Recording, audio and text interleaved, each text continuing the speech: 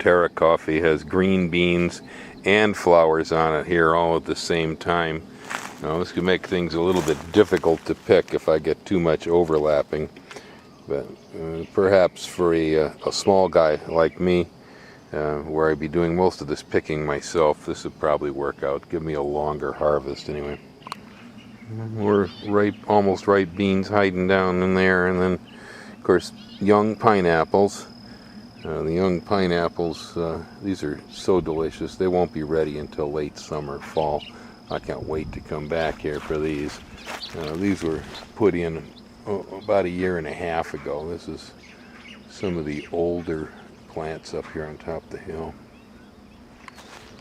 Here's another one of the annonas that grows well in Hawaii. This is Rollinia. See a couple of immature fruit over there. And then down and behind it, we've got papayas growing down there. And they do pretty well here.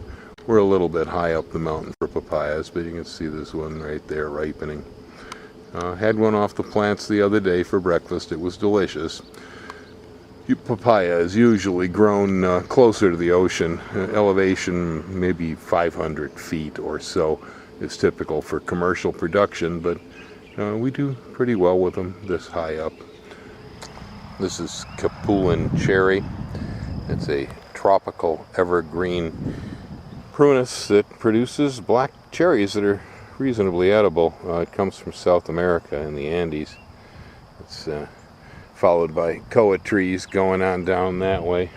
So we started planting down right around the house, and then gradually we moved up the hill towards the back, and so everything gets younger and younger as we go up.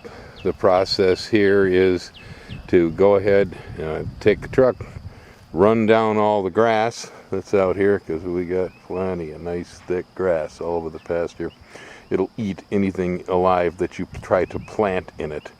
It's even hard to walk through that stuff. It's so thick. Good for cows. But otherwise, if you're trying to grow coffee or fruit trees or something, since I'm not here every day, I decided to use weed block, the woven industrial style weed block. See it right there. I believe it's like a polypropylene plastic that's been woven. It's tough stuff. It lasts for years out here in the sun.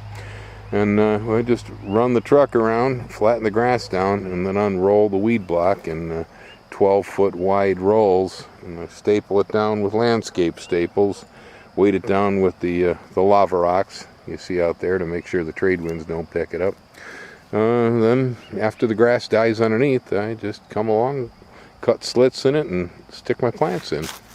Works pretty slick. I've been doing it for quite a few years now. First thing we ever planted here was this row of koa trees. They're growing pretty slow out there in the grass.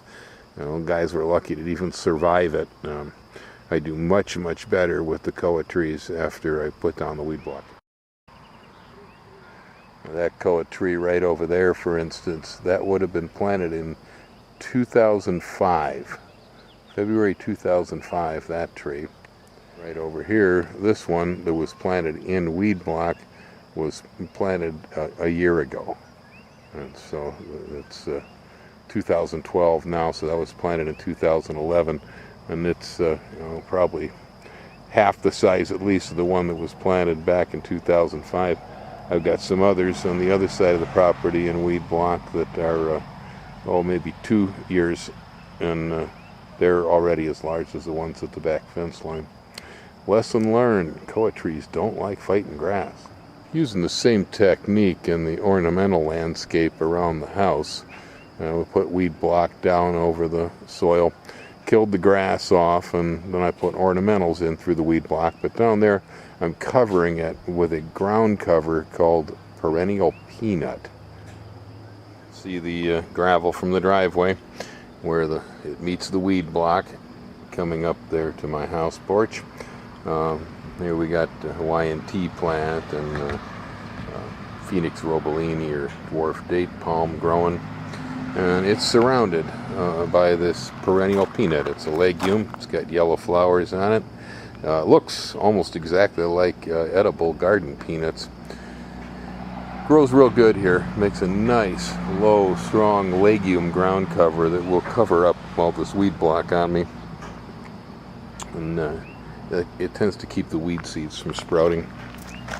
I'm very happy about it, and I'm going to propagate it and use a lot more of it. Here's Ellen's orchid collection. One of her new cattleyas there. Got a epidendron blooming over there. These are all in 2-gallon buckets over here, planted in coconut hull fiber chopped up.